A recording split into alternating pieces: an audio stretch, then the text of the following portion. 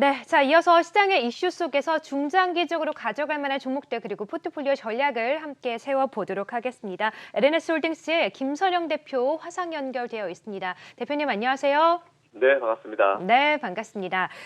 오늘 시장 분위기 참 좋지 않은데요. 일단은 먼저 장기 포트를 운영하고 계신데 이 포트 안에서 중요한 종목을 좀 리뷰를 해주신다고 들었습니다. 네, 일단 네. 오늘 17일이 2분기 어닝 시즌 마감일이라서 오늘 실적 전체적으로 발표되고 이제 다음 주에 전체적으로 다 한번 보고요.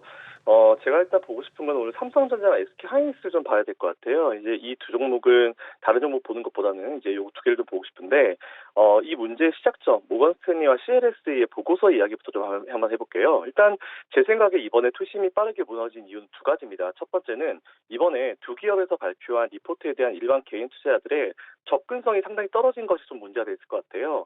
각자 이제 자기들 고객한테만 제공되는 리포트여서 이제 개인 투자자들이 접하는 것 자체가 사실은 불가능합니다. 이에 따라서 누군가 영어로 된 이 자료를 보고 해석을 해서 이제 목표가 하향이나 뭐 내년 실적 급감 이 정도의 자극적인 내용만 부각을 해서 기사화가 되니까 작년부터 이제 삼성전자 하이닉스를 매수한 초보 개인 투자자들이 겁을 먹고 매도를 하면서 좀 더 심각해졌다라고 좀 보고 있고요.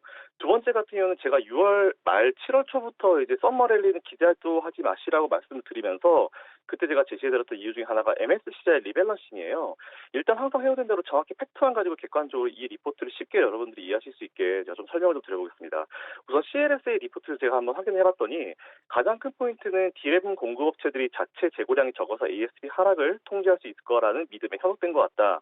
가까운 시일 내에 ASP 하락과 컨센서스 다운그레이드가 다가오면서 주가가 언더퍼폼할 거다라는 이 부분인데, 일단 CLS 같은 경우는 우리나라에 대해서 비관적으로 좀 보고 있는 홍콩계 증권사예요. 뭐 문재인 정권 초기에는 우리나라가 2022년도에 4,000포인트 간다라고 했는데 올해 4월인가부터는 우리나라 투자 의견을 중립에서 하향으로 바꾸면서 그 이후에 계속 부정적인 리포트를 많이 내고 있는 증권사라 보시면 될 것 같습니다. 어쨌든 증권사 의견이니까 다양한 의견을 낼 수 있다는 측면에서 우리가 참고 정도만 해보면 될 것 같고요.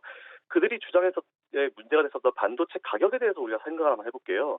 여러분 잘 알고 계신 대로 코로나19가 발생하면서 이제 많은 기업들이 피해를 봤는데 오히려 수혜를 본 기업들도 되게 많은 걸 여러분들 알고 계실 거예요. 근데 솔직히 반도체 쪽은 일반적인 의미의 어떤 수혜는 아니라는 부분 먼저 짚고 좀 가고요. 말 그대로 수혜는 받았지만 최근에 늘어나는 반도체 수요를 코로나19로 인해서 이제 공장들이 셧다운됐고 이제 텍사스 지역에 폭설이 나오면서 삼성 오스틴 공장이 전력 차단되면서 공급이 부족한 현상이 나온 겁니다. 그러니까 수요는 계속 늘어나는데 이걸 맞춰서 공급을 맞춰주지 못하니까 반도체 가격이 상승했다라고 좀 보시면 될 것 같아요. 더 쉽게 말씀드리면 반도체는 예전에는 PC나 전자제품에만 들어갔지만 최근에는 자동차, 뭐 특히 뭐 전기차 같은 기술력이 집중되어 있는 이런 제품들에 들어가기 시작하면서 활용 범위가 상당히 넓어졌고 반도체를 필요로 하는 즉 수요 업체들이 예전보다 굉장히 많아졌어요. 그러면서 반도체에 대한 수요는 날이 갈수록 증가를 하고 있는 그런 상황인데 이에 따라서 공급업체들은 보통 이제 이 수요를 예측하고 파악을 해서 생산량을 조절을 하면서 이제 가격을 결정하고 갑자기 이제 이런 상황이 발생한 거죠. 이제 코로나19가 발생을 하면서 이제 평소에는 팡팡 잘 돌아가던 공장들이 문을 닫고 삼성의 텍사스 오스틴 공장도 폭설 때문에 전력이 차단이 되면서 생산 자체에 굉장한 차질을 사실 가져오게 됩니다. 그러다 보니까 수요는 계속 증가하는데 갑자기 공급이 뚝 끊어지니까 경제학의 기본 원리죠. 수요 공급 원리에 따라서 이제 수요를 공급이 커버를 해주지 못하면서 가격이 지금까지 이렇게 올라간 거고요. 그것 때문에 반도체 업체들은 말도 안 되는 실적이 지금까지 나왔던 부분이고 이게 바로 최근까지의 반도체 가격의 상승 이유라 보시면 될 것 같습니다.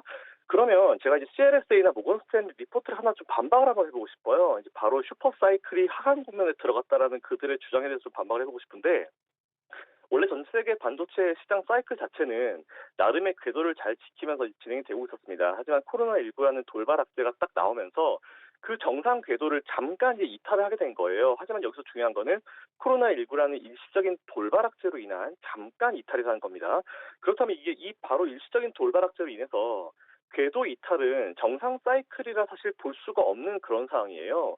원래 이제 우리가 고속도로 운전을 하면은 이제 2차로로 달리다가 앞에 차가 너무 느리면 이제 1차로 바꿨다가 다시 2차로로 들어오잖아요. 그것처럼 일시적인 이슈는 원자리를 찾을 겁니다. 따라서 저는 이게 슈퍼사이클의 하강 국면이라고 절대 보지 않고 있고요. 오히려 저는 슈퍼사이클 중에 발생한 잠깐의 노이즈, 궤도 이탈 정도로 보고 있습니다. 하지만 궤도는 이탈했는데 공급 부족이 발생하면서 가격이 비정상적으로 올라가니까 오히려 이제 반도체 기업들이 말도 안 되는 실적을 만들어낸 거고요. 작년 코로나19가 심각했던 그 시기에 수출이 거의 끊겼다가 올해 정상화가 되면서 우리나라 수출 지표들이 말도 안 되는 성장률 퍼센티지가 나오고 있잖아요. 이거랑 거의 비슷한 느낌이라 보시면 될 것 같습니다. 정상 사이클을 잘 지켜가다가 갑자기 발생한 일시적인 악재로 잠깐 사이클 이탈해서 공급 부족으로 일종의 수혜를 받으면서 반도체 기업들이 말도 안 되는 실적을 기록한 건데, 하지만 이제 코로나19로부터 정상화가 이제 진행이 되고 있어요. 공장들도 빠르게 정상화되고 시작했고 오스틴 공장도 돌아가기 시작하면서 공급이 정상화되고 있습니다. 그럼 당연히 수요에 맞춰가지고 공급을 만들어낼 텐데, 이렇게 되면 당연히 가격대가 내려올 수밖에 없겠죠. 근데 내려오면서 또 다른 균형 가격을 찾을 거라 보고 있고요. 한마디로 말씀드리면은 코로나19로 인해서 어지러웠던 상황의 정상화 정도로 여러분들이 보시면은 제일 이해가 쉬울 것 같습니다. 네, 자 그러면은 지금도 삼성과 SK하이닉스 매수가 가능하다라고 보시는지, 그리고 우문입니다만 외국인의 매도가 언제까지 이어질 거라고 보고 계실까요? 네, 지금 네. 삼성전자 SK하이닉스 저는 항상 8만 원 이하에서 무조건 매수하셔야 된다 생각 보고 있고요. 돈이 있으신 분들은 매수하시고 없으신 분들은 여러분들이 8만 원, 심지어 9만 원대 매수하신 분도 어차피 그 가격대 이상으로 올라갈 거라고 보고 있기 때문에 조금 장기로 투자하시고 좀 지켜보시면 될 것 같습니다. 그리고 최근에 외국인들이 매도가 되게 강한 이유를 설명을 많이 해주시는데, 매도세가 강한 이유는 딱 두 가지예요. 첫 번째, 앞에서 말씀드린 로건 스탠리나 CLSA의 리포트에서 나온 오류, 그리고 잘못된 해석으로 인한 거고요. 두 번째는 MSCI 리밸런싱이에요. 제가 6월 말 7월 초부터 썸머레일리 기대하지 마시라고 말씀드린 이유죠. 이건 여러분들 아예 외우셔도 되는데, 매년 2월, 5월, 8월, 11월 각 분기의 중간 날은 MSCI 즉 모건 스탠리 캐피털 인터내셔널의 정기 리밸런싱 즉 포트를 변경한 날입니다. 그냥 외국인들이 매도가 세게 나온다고 이달은 매도가 그냥 나온다라고 좀 보시면 될 것 같고요.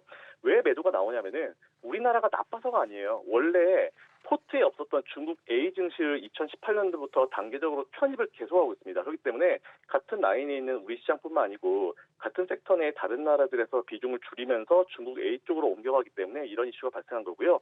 제가 준비한 자료 한번 보시죠. 이거는 이제 MSCI 홈페이지에서 이제 발표한 자료인데, 여러 가지 항목 중에 MSCI 이머징 마켓에 보시면 아시아에 중국과 한국이 같이 있습니다. 이것만 보시면은 어쨌든 이제 당연히 이 포트 내에서 아시아 포트 내에서 이제 자금이 왔다 갔다 하기 때문에 중국을 올리고 싶으면 당연히 나머지에서 매도를 해서 중국을 올려야 되는 게 맞는 거예요. 그렇기 때문에 이렇게 흐름이 나온다라고 보시면 될 것 같고요. MSCI에서 그럼 얼마나 중국을 크게 생각하고 있는지 이제 다음 자료 한번 보시죠. 보시면은 이제 MSCI 홈페이지에서 제가 스크린샷한 자료인데, MSCI HWI 항목 안에 보시면 밑에 디벨롭 마켓, 이머징 마켓이 있고 아예 위에 보시면 인베스팅 인 차이나라고 따로 하나 딱 돼 있어요. 이것만 보더라도 여러분들이 얼마나 MSCI가 중국을 중요하게 생각하고 있는지 좀 보시면 될 것 같고요. 그러니 당연히 매년 네 번씩은 외국인들이 매도를 하는 거를 우리가 당할 수밖에 없다 정도로 좀 보시면 될 것 같습니다. 네. 자, 그러면 MSCI 내에서 최근 이머징 시장 비중이 어느 정도 되는지 궁금하고, 이와 함께 개인 투자자분들이 꼭 알아야 될 포인트가 있다면 함께 전략과 짚어주시죠. 네, 예. 이건 홈페이지 보니까 2019년도 그래프 하나에서 가져왔는데요. 보니까 2019년 기준 이머징 물량과 중국 A 물량 합이 중국이 30.2%였어요. 이머징 전체 3분의 1이 중국 쪽으로 몰려 있고요. 어느 선까지 예측하고 있을지는 최근에 제가 팔로우하지 못했지만 당분간 이거는 이어질 수 있을 거라고 보고 있고요. 이거로 인해서 여러분들이 꼭 아셔야 될 포인트가 그냥 딱 하나입니다. MSCI 리밸런싱으로 나오는 물량은요, 개인들이 사람이 이걸 찍어서 매도하는 물량이 아니에요. 그냥 기계적으로 나오는 물량이거든요. 이때가 되면 그냥 한국 정리하고 차이나로 들어가라 이런 물량입니다. 당연히 싸고 비싸고보다는 일단 매수 비중 맞추고 보자라는 물량이기 때문에 이 물량 자체 특성 자체가 굉장히 비논리적이고 굉장히 비효율적인 물량이에요. 그럼 오히려 우리 개인 투자자들이 이런 물량이 고점이라서 나오는 물량이 아니라는 점을 빨리 알아야 되고, 단순히 비중을 맞추기 위해서 진짜 냅다 던지는 물량이기 때문에 이걸 오히려 우리가 매수의 기회로 삼으면 될 것 같습니다. 어쩔 수 없이 걔들도 매도하는 물량이니까 그냥 잘 보시면 될 것 같고요. 마치 작년 11월 달에 이런 물량이 또 나왔어요. 근데 그때 당시에 우리 개인 투자자들이 삼성전자를 받으면서 결국은 수익권으로 끌어올렸거든요. 그때 흐름과 똑같이 여러분들이 전략을 취하시면 좋을 것 같습니다. 네, 알겠습니다. 자, 최근 시장 외국인의 매도가 거세지고 있는데, 이에 대한 전망 함께 전략과 함께 들어봤습니다. 지금까지 LNS홀딩스의 김선영 대표와 함께했습니다. 고맙습니다.